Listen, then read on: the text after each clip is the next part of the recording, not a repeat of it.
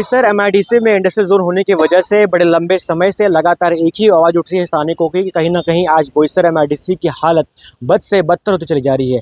ना यहाँ पर शुद्ध वायु है, ना शुद्ध जल है, ना सांस लेने के लिए अच्छी हवा है। तो ऐसे में बोईसर में जो लोग रह रहे हैं उनका भविष्य कैसा है, उनका स्वास्थ्य किस तरीके से आगे आने वाले समय में होगा, ये भी एक बड़ा प्रश्न चिन्ह खड़ा हो रहा है। कहीं ना कहीं आज बोईसर समय में लगातार जो मांग उठी है लोगों की कि आखिरकार यहाँ पर जो अधिकारी हैं, जो डिपार्टमेंट बनाया गया है एमपीसीबी, जिनका काम कहीं ना कहीं प्रदूषण को नियंत्रण करना है, उनका काम ही यही है, उसके लिए अधिकारी हैं, यहाँ पर केबिन बनाया गया है। मगर किस तरीके से एक बड़ी लापरवाही कहीं ना कहीं सामने आ रही है। लोगों से बात करेंगे। यहाँ पर एक युवाओं की टीम एक मोर्चा लेकर पहुंची हुई है। उन्होंने कहीं ना कहीं इशारा दिया हुआ था कि अगर तय समय सीमा में जो यहाँ पर इंडस्ट्रियल हैं, जो कहीं ना कहीं बड़े नामचीन कंपनी हैं, उनके जितने बड़े नाम हैं उसी बड़े पैमाने पर प्रदूषण किया जाता है। लोगों ने कहीं ना कहीं आवाज़ उठाया। किस तरीके से लगातार आप लोग रास्ते पर उतरते हैं, आपने पत्र व्यवहार किया, आंदोलन का इशारा दिया, आज भी हालत क्या सुधरी है या वैसी हालत है? नहीं दुर्गेश जी, मैं आपके माध्यम से कहना चाहूँगा कि मैंने पिछले कई महीनों से पर्यावरण मंत्री को भी मैं मिला हूँ और इनके जो आरओ साहब है उनसे भी मेरी फ़ोन पे बातचीत हो रही थी। जो तारापुर एमआईडीसी में जो विराज कंपनी है, विराज कंपनी का प्रदूषण इतना फैला हुआ है बोईसर में कि आपने भी देखा होगा कि कई 5-6 किलोमीटर तक यही विराज कंपनी का वायु प्रदूषण है। और अन्य जो कंपनियाँ हैं वो भी वायु प्रदूषण कर रही है, कोई कंपनी जल प्रदूषण कर रही है। हम वारंवार ये यहाँ के जो उप प्रादेशिक अधिकारी है हम उनको तकरार कर रहे हैं, ये विराज कंपनी का होगा या अन्य कंपनी का होगा, लेकिन ये जो अधिकारी है ये इनके ऑफिस के बाहर ही निकलने के लिए तैयार नहीं है। फील्ड ऑफिसर बोलते हैं कि हम फील्ड पे जाके हम पानी करून आले आम्ही, बट ये हमको कभी नहीं दिखे कि पानी करते समय। अच्छा, हाँ, क्या सिर्फ कोई एक ही कंपनी है, व्यक्ति विशेष जो बड़ा प्रदूषण कर रही है, या अन्य कंपनी की भी हालत ऐसी ही है बोईसर शहर में? दुर्गेश जी, इसको अपने को एक सीरीज से समझना पड़ेगा। ये जो आप देख रहे हैं एमपीसीबी का जो ये कैबिन बनाया गया है, सरकार इन्हें इनकी सैलरी देती है। इनका जो काम है वो काम हम लोग समाज सेविक लोग, हम लोग मिलके, हम लोग घूम के, पत्रकार बंधु सारे लोग इनका काम कर रहे हैं। जो ये पगार लेके नहीं कर पा रहे वो हम लोगों को फ्री में करना पड़ रहा है। जो इनकी मोरल रिस्पॉन्सिबिलिटी है, अपनी मोरल रिस्पॉन्सिबिलिटीज भूल चुके हैं। इन्होंने एक सिंडिकेट बना के रखा हुआ है कि इनका कंपनी से साठगांठ है, इन्हें ऊपर पैसा देना है, कंपनी इन्हें पैसा देगी। इस तरीके से कंपनी अपना कारोबार चला रही है, ये अपना कारोबार चला रहे। आप और दूसरी बात जो आपने बोला कि एक कोई सिंगल कंपनी नहीं है, यहाँ जो सारी कंपनियां हैं उन्होंने एक सिंडिकेट बना के रखा हुआ है। उन्होंने इस वसावे साहब का उनके ऊपर डायरेक्ट हाथ है, वसावे साहब ने उनके ऊपर डायरेक्ट हाथ दे के रखा है। उनको पूरी खुली छूट दे के रखी हुई है कि आपको जो करना है आप करिए, हमारे तक जो आएगा हम उसको देख लेंगे। ये सीधी बात है।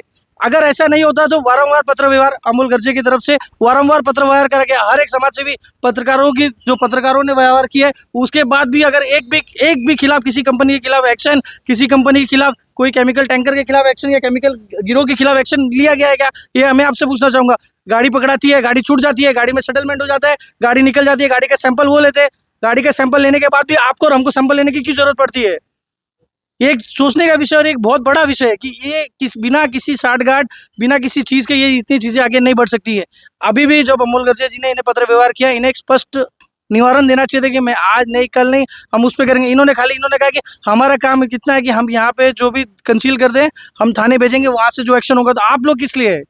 आप लोगों के होते हुए हम लोग आपको आगे जगाएंगे, सर प्लीज आप जागो, आप कंपनी के खिलाफ एक्शन लो। आप देखो, आप सर पगार ले रहे हैं, ये आपका मोरल रिस्पॉन्सिबिलिटी। आप खुद आइए रोड पे, आपके पास लोग आएंगे, आप उनको दमदाटी करेंगे, आप समझाएंगे, आप उनको गुमराह करेंगे कि नहीं हमने तो डाल दिया करने के लिए। ऐसे नहीं हो पाएगा।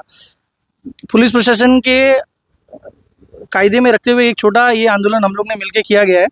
इसके बाद जैसे अमूल जी ने भी बोला आपको, इसके बाद अगर कोई संतोषजनक हम लोग को उत्तर नहीं मिलता है, इसके बाद हम सारे युवा मिलकर एक बड़ा जन आक्रोश आंदोलन करेंगे। और जब तक करेंगे जब तक हम लोग उसका निवारण नहीं मिलता। ये एक सीधा स्पष्ट जवाब है हमारा। तो आज जो आंदोलन का आपने इशारा किया था, आंदोलन को रोक दिया गया है, तो क्या जो आपकी मांगे थी उसको कुछ तय समय सीमा में सॉल्व करने के लिए कुछ अधिकारी जो अंदर बैठे हैं इसी कमरों में, उन्होंने कुछ तय समय सीमा दी है? नहीं दुर्गेश जी, ये जो राजू वसावे साहब जो है यहाँ के उप प्रादेशिक अधिकारी, ये जो हमेशा जो बोलते आ रहे थे, इन्होंने पहली बात तो हम है, समाज सेवक है या पत्रकार बंधु है या कोई राजकीय नेता रहेंगे, उनके बहुत सारों के नंबर ब्लॉक किए हैं। हमारा इनसे कभी संपर्क भी ज़्यादा हुआ नहीं। हम यहाँ आते थे तो वो कभी हमको मिले नहीं। हम उनके आरओ साहब से, हज़रत साहब से संपर्क करते थे। अभी जब मैं अंदर गया था उनको निवेदन देने के लिए, तो भी उन्होंने एक ही बात मुझे कही है, तुमचं जे प्रपोजल आहे ते आम्ही ठाण्याला पाठवू। अगर हमारा प्रपोजल अगर ठाणा भेजना है तो ये जो कार्यालय है तारापुर 1 और 2 का, ये किस लिए है, ये भी ठाणा भेज दो। ये जो कार्यालय है यहाँ का उप प्रादेशिक अधिकारी है, इनको और ये कार्यालय को भी ठाणा भेज दो और ठाणा से आप रिपोर्ट लो। जो काम राहुल जी ने भी बोला, जो काम इनको करने चाहिए वो हम, आप और अन्य बोईसर के नागरिक कर रहे हैं।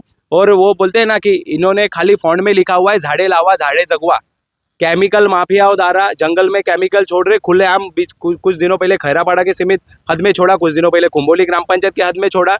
और जो वायु प्रदूषण है, अभी तो देखो कल परसों बारिश गिरी, हमने कल रात को फेरफटका मारा था MIDC में, तो देखा विराज कंपनी के साथ अन्य भी बहुत सारी कंपनियां हैं, उनका वायु प्रदूषण इस पूरे बोईसर इलाके में फैला हुआ है। राजू वसावे नामक जो अधिकारी है, उनका इस बारे में पूर्णपणे दुर्लक्ष्य है, ये मैं कहना चाहूँगा। मैं जल्द ही पर्यावरण मंत्री साहब को भी मिलने वाला हूँ और इनके लिए मैं वहाँ पे इनके खिलाफ में पत्रव्यवहार देने वाला हूँ, क्योंकि अगर हमें बोईसर में रहना है तो हमें खुली सांस मिलनी चाहिए।